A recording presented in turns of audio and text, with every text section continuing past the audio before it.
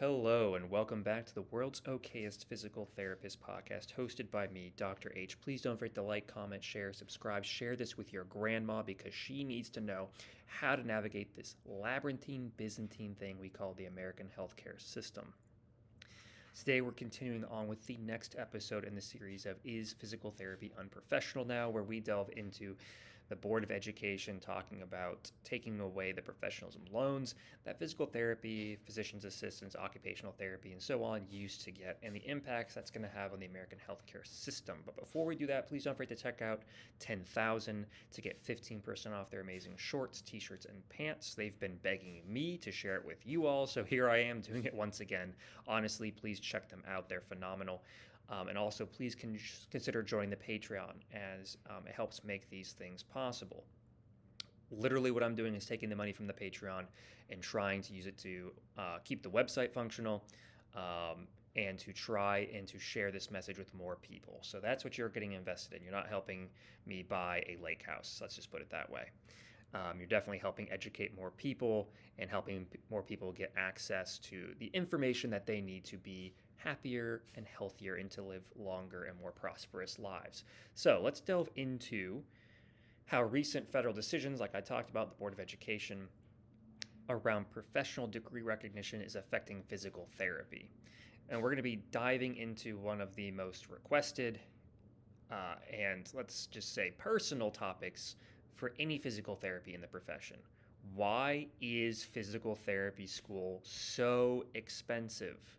And more importantly, why hasn't the insurance reimbursements, the job salaries, or federal recognition kept up with that cost? So let's dive into it. I'm going to start going by sections now so you guys can track with me. The numbers. What tuition actually looks like. So let's start with the numbers. The average doctor of physical therapy costs, the tuition, in the United States between the years of 2023 and 2024 at a public in-state school range between $65,000 and $90,000 total. For public out-of-state, that increased from $90,000 to $120,000. At private schools, it goes up from $110,000 to $160,000. Now, you might be thinking, just by looking at those numbers, why would you ever consider going out of state? Why would you ever consider going to private? There's a lot of reasons. Okay? Public schools fill up fast. A lot of the times, this is a pipeline. So, again, cards fully on the table. A lot of the times what happens is you will promise to go to undergrad for 3 years. And after doing those 3 years, they will immediately shift you into the Doctor of Physical Therapy program for an additional 3.5 years. That way you're only spending 7.5 years in school instead of, 6.5 years in school instead of 7.5 or 8. It's a streamlined process that's designed to save you money. But when you enter into your bachelor's degree, you know exactly what you're going for your doctorate. So you're basically committing to paying to the university for 6.5 years to 7 years. The reason why I say that is because a lot of times people fail a class. People will fail anatomy and physiology, or they'll struggle, or they'll get recycled once they're in physical therapy school. So the numbers are not exact here. That's the reason why there's such a big range. A lot of times people require an extra year in physical therapy school because they struggle with some of the classes. So why would you ever not go to a public school? Well, a lot of times these public schools have strong preferences for their own students. So if you're trying to go to University of Maryland, for example, they're going to pull from, guess what, University of Maryland undergraduates. Same thing with Virginia Tech, UVA, wherever you want to go. So that doesn't leave a lot of options. If you're going to a smaller school and then trying to get filtered into a bigger school, it's a lot more difficult for you. So that's why a lot of people have to go out of state. And a lot of people even have to go private. And here's the reason why. You look at that price tag, the $110,000 to $160,000 a year for private, and you think that's absolutely insane, and it is. But the reason why is when you look at some of these physical therapy schools, and you can do a cursory Google search, you have to look at their hiring rates. you have to look at their ability to get you to pass the board. And sometimes the public schools are not as good as the private schools, and they don't have nearly the connections for jobs that private schools do. That private school that I went to had phenomenal connections. They had like a 98% passing rate for the boards, and they had like a 99% hired within the first 4 months of graduating because of how good their connections was up and down the entire East Coast of the United States.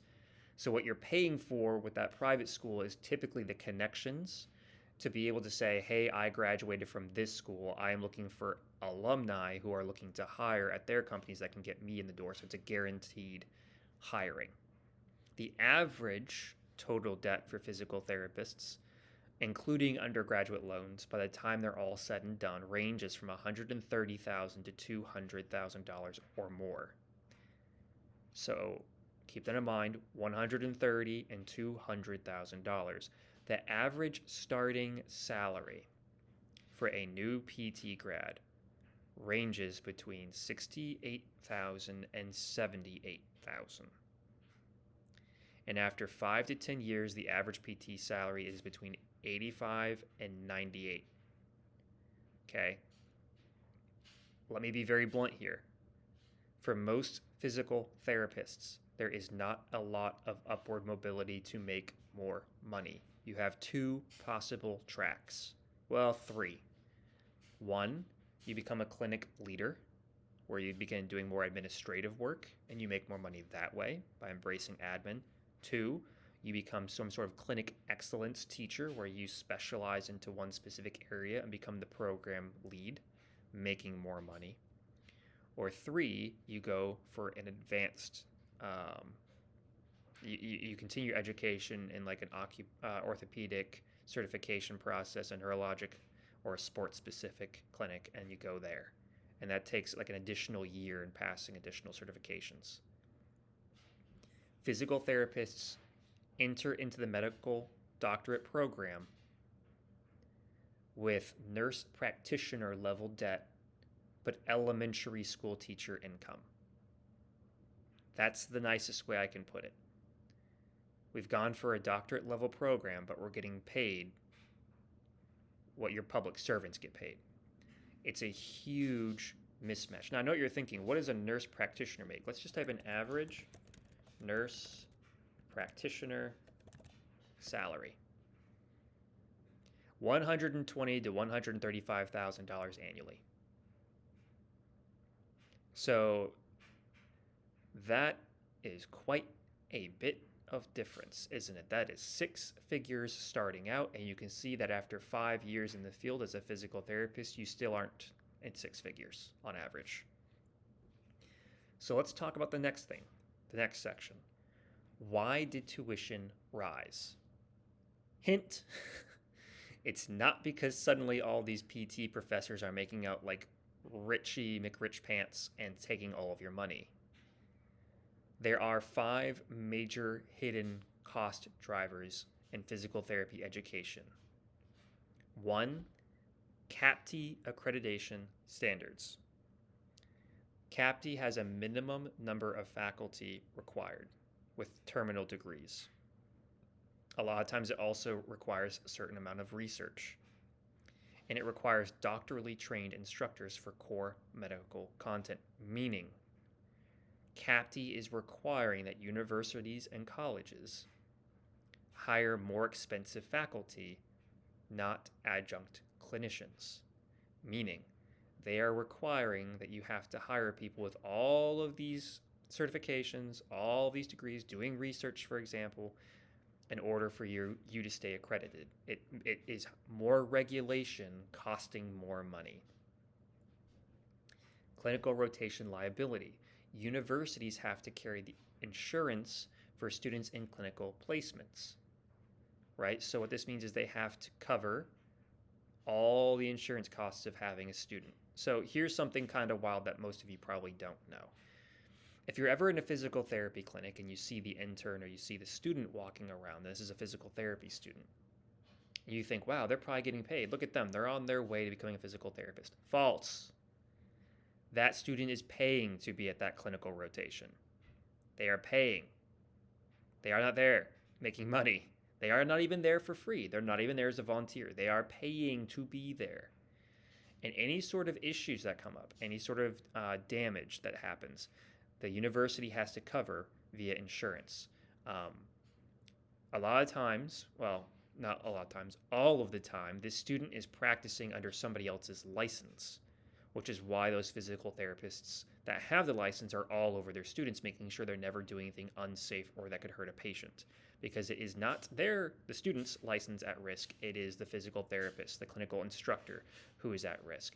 But it's the university covering the insurance. Okay?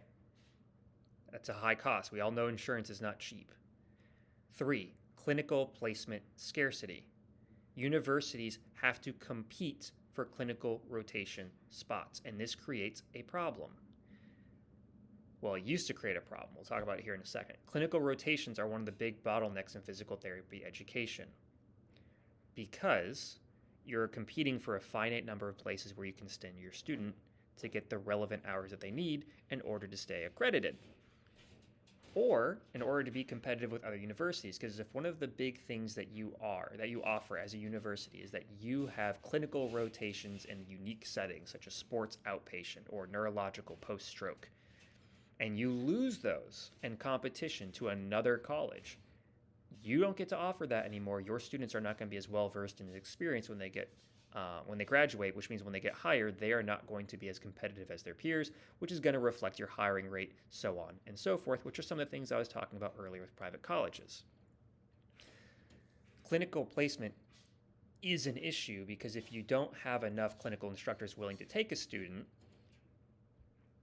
then you're going to have to compete over the ones that are left. A lack of supply means an increase in price, right? It's just simple inflation. Now, what a lot of colleges are doing to circumvent this is they're cutting out all clinical rotations in general and just saying they're going to focus on just the academics and then letting the students get hired and get trained more on that when they get to their job, which I think is a terrible decision because the clinical rotations are massively important. Literally an entire year of my time in grad school was me just going to clinical rotations and getting the experience that I needed. It made me such a better clinician. Next, university profit models. Many universities treat the Doctor of Physical Therapy program as profit centers to subsidize other departments. The money that the Doctor of Physical Therapy tuition makes can help keep other disciplines afloat, right? So if the DPT program is your cash cow, it can subsidize other programs that are failing to make money. Let's just pick on humanities, for example. We know that a lot of people want to study philosophy, want to study history, want to study underwater basket weaving, but it doesn't actually lead to jobs. And we know that over time, more and more people are focusing on STEM and trades because they know there is money to be made there. So how do you prop up a department that's not making enough money because they don't have enough students? Well, you use other departments to do so. And even then, nowadays, most incoming physical therapist students aren't really willing to pay for 3.5 years of school. They want it down to 2 because they can only afford 2. And that means the DPT programs aren't even making the money that they used to make. So universities in general are going to be faced with a problem. One, there's way less people in the future. I don't know if you guys are tracking the demographics of the country of the United States, but I'm pretty sure Gen Z is about half the size of Gen X. Or no, sorry, it's Gen Alpha. Gen Alpha is about half the size of Gen X. I think Gen X and millennials are around 80-something million, and then Gen Z is slightly less, and then Alpha is 40 million. You already have less people entering in, which means more and more colleges are going to have a problem with students. There's not going to be enough students to keep all of these colleges open.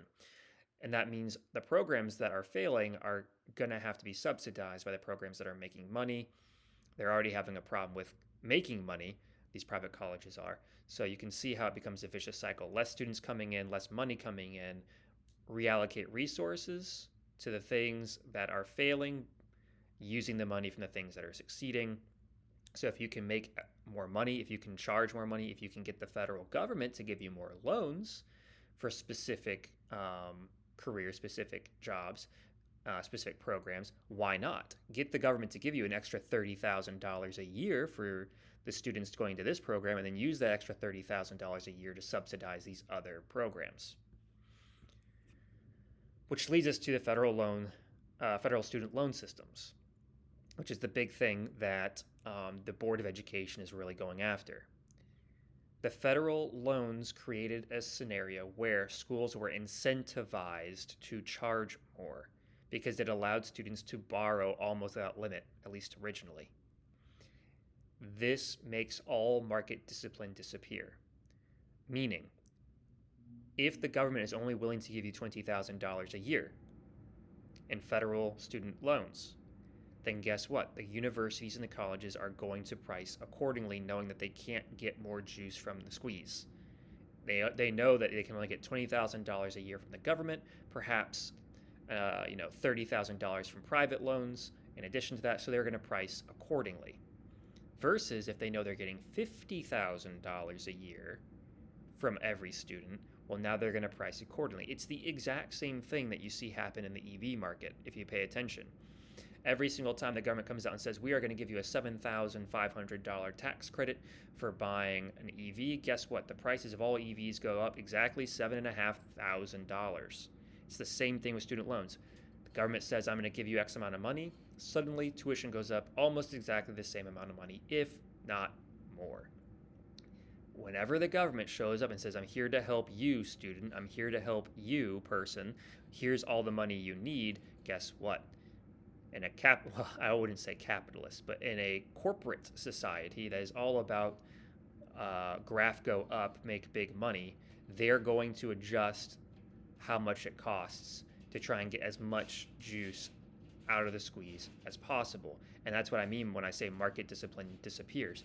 No one's going to be like, oh, wow, well, let's keep our prices exactly where they are and let you pocket the extra $30,000 a year. Nope, I'm going to completely expand my program as much as I can, knowing that I have that guaranteed $30,000 extra dollars a year per student coming in, so I can afford X, Y, and Z and plan accordingly. And maybe I can subsidize that failing department.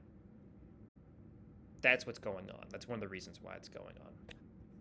So does the Doctorate of Physical Therapy degree feed into this? Absolutely. How could it not? If we were a master's program, it would be cheaper, right? If it was an additional certification process like OCS, NCS, or sports, right, it would be a one-year residency program in addition to a bachelor's degree. Of course, the Doctor of Physical Therapy program makes it worse. It literally was set up to become a doctorate level program that would require more money.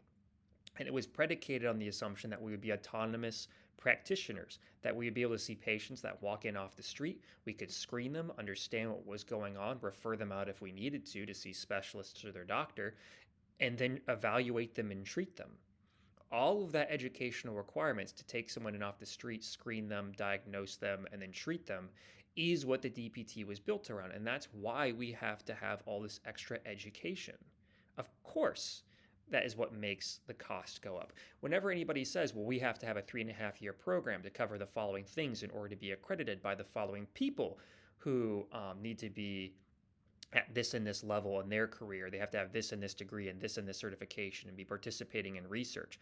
Yeah, of course. The entire system was set up to require more money. That's what it means to have a doctorate level degree.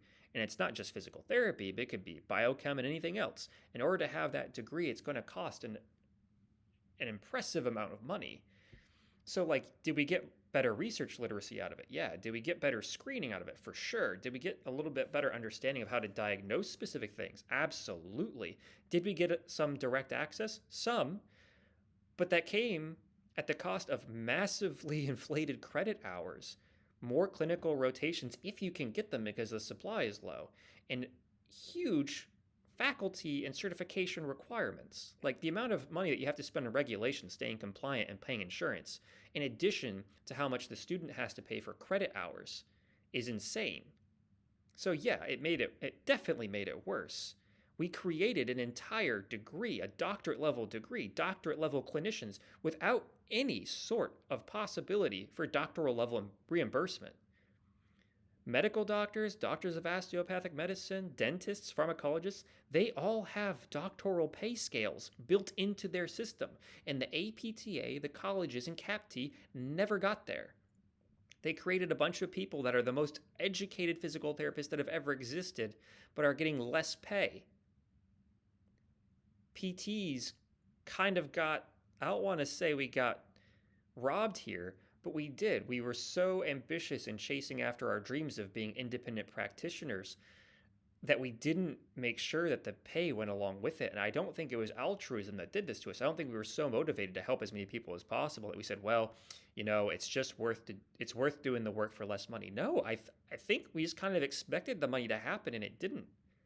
And I know that you guys have probably gotten tired of me saying this, but like, the fourth person in the room you should have had between the accreditors, the university, and the APTA was the insurance agencies asking them if they were going to be a part of this. This is one of the reasons why you see so many PTs going cash-based, because they're going to make the argument to you, I am a doctor of physical therapy. I am educated. I know a lot. Come over here where you can just pay cash out of pocket without insurance, and it's going to be a lesser rate than other people, and I can do a lot for you.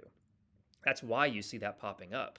It's because the insurance agencies and the reimbursement rate is so low that you can actually make more money doing cash-based than you could being insurance-based. All right, moving on before I tangent too hard. Who benefits and who loses? The winners were universities, accrediting bodies, and some academic faculty, of course, as well as the APTA. The losers, students, graduates, rural clinics, and underserved patient populations. The high student loan limits rural healthcare access. New grads cannot afford to take low-paying rural clinic jobs, so patients get underserved in these areas. That's why, like, home health is not, they pay quite a bit in home health, but nobody's really interested in doing it. Nobody wants to go and live out in those areas, because then you have to drive using your own vehicle and get the wear and the tear, and it turns out it's just not worth it when the prices are all said and done. It leaves more people with less health care, meaning the debt problem that students have and new grads have is now becoming a patient access problem. Students are going to follow the money. And when they follow the money, they're going to have to move to urban populations, to large metropolises, because that's the only place where they can make that money. They're not going to make it living in rural America. They're not going to live it being in more rural states. They're only going to make the money that they need to pay back their student loans in large built-up urban areas, and then we can get into the whole conversation of inflation and rent costs and food costs, and you can see how it's a never-ending cycle for these PT students. They're forced to go to a place where they get paid more, but the cost of living is so much higher that they never actually get above treading water. And it also is going to incentivize them to do several side hustles. That's why every physical therapist you see has an Instagram, a Patreon, or they live stream, or they're also trying to teach additional classes. Maybe they even volunteer to teach yoga on the weekends. They are trying everything that they can to try and make some extra side income because their degree is not making them enough money. So where does this go? Well, in the next episode, the next thing we're going to talk about is how this hits the unsung heroes of physical therapy, the physical therapy assistants, the PTAs, and how they're going to now be at the center of this reimbursement crisis that no one is paying attention to. We're going to talk about how PTAs are being cut from clinics. They're being replaced by techs. How some business models, such as the one that I participate in, doesn't use them at all. That our entire marketing strategy is completely one-on-one with a doctor of physical therapy. And how PTAs are being challenged and affected by price increases just as much as PTs are. This is one of the more pressing issues that exists in the physical therapy world. And I always get frustrated when people try to leave PTAs out of the conversation because they don't think they're important, but they are critically important. So we are going to talk about that next time. Thank you for listening. I hope you found this educational, informative, and beneficial. Again, please don't forget to like, comment, subscribe, and share this with your grandma. Share this with everyone you know. You all need to know this is happening. Because when you get hurt and you try to go to a clinic, a physical therapy clinic now and you can't find one, this is why. We have to know how we got here, why we got here, if we're all going to be able to be intelligently able to discuss this and vote on this in the future. If someone just shows up and says, give more money, you can see how give more money got us here in the first place. This was not an educated, intelligent decision, in my opinion, made by anyone involved. The APTA, the accrediting organizations, or the university. Everybody was in it in order to make money. And they may have made more money, but the actual people doing the jobs did not. So, I hope everybody stays healthy, stays fit, and stays awesome. And I will catch you all in the next episode.